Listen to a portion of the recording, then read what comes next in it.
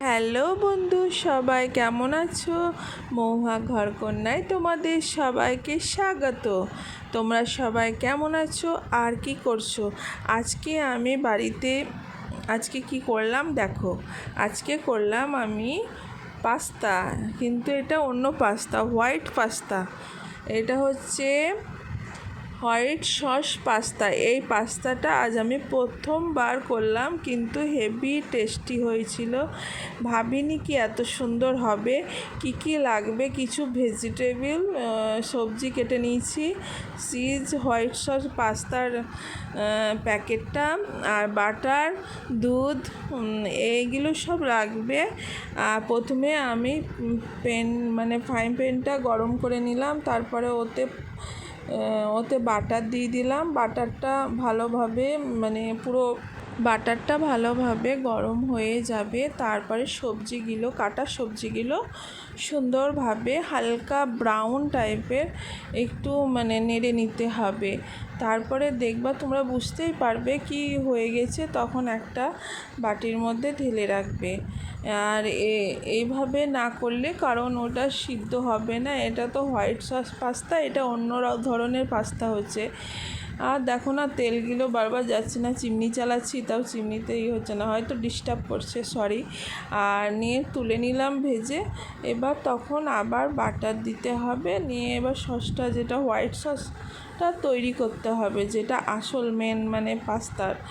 হ্যাঁ, ওটা একটা প্যাকেটিং পাওয়া যায়, তুমি যে কোনো দোকানে পেয়ে যাবা, বলবা হোয়াইট সস পাস্তা। সেটা তুমি বাড়িতেও করতে পারো, সেটা বাটার দিয়ে আর ময়দা দিয়ে। আমি বাড়িতে করিনি, ওটা আমি প্যাকেট কিনে নিয়ে এসেছিলাম, কারণ ফার্স্টবার করছি তো, তাই আমি প্যাকেট কিনে নিয়ে এসেছিলাম। এবার ওইটাকে ভালো করে বাটারের সঙ্গে নেড়ে নিতে হবে। নেড়ে নিয়ে যখন এবার তুমি বুঝতে পারবে সুন্দর হয়ে গেছে, তখন দুধটা ঢেলে দিবে। দুধটা ঢেলে এবার ওটাকে ভালোভাবে সুন্দর করে, ওই ইগুলো যেমন না থাকে, সব পুরো সুন্দর করে একটু গরম করে, একটু ফুটে যাবে। তখন তুমি বুঝতে পারবে জিনিসটা ফুটে গেছে।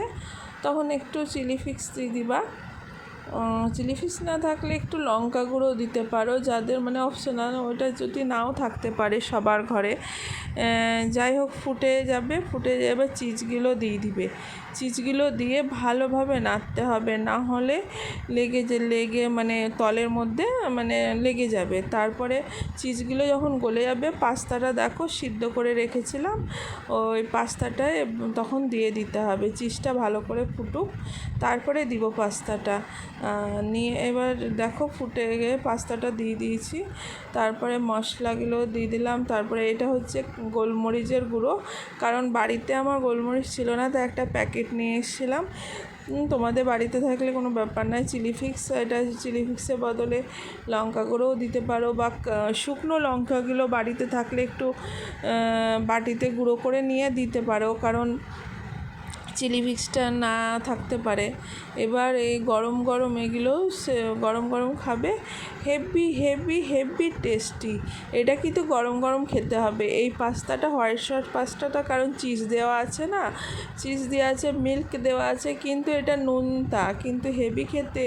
এটা তুমি মিষ্টিও করতে পারো, তখন তুমি সবজিটা দিবা না, যখন মিষ্টি মিষ্টি ফ্লেভার করবে। আর এটা আমি হালকা ঝাল নুনছা টাইপের, হেভি টেস্টি হয়েছিল। অবশ্যই তোমরা করে খাও, খুবই সুন্দর খেতে। বাচ্চাদের টিফিন বা ডিনারেও করতে পারো, বা ব্রেকফাস্টে করতে পারো।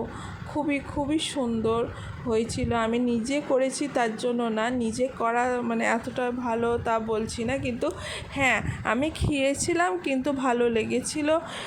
প্রায় সবাইকেই শুনতাম, ইউটিউবে দেখতাম কি পাস্তা, হোয়াইট সস পাস্তা, দেখি আজ বাড়িতেই করে নেই, তার জন্য বাড়িতেই করে নিলাম। আর পাস্তাটা নানান ধরনের ভাবে আমি ফটোশ্যুট করেছি, সেগুলো তোমাদের সঙ্গে শেয়ার করেছি। আর তোমরা ভালো থেকো, সুস্থ থেকো, বাই বাই।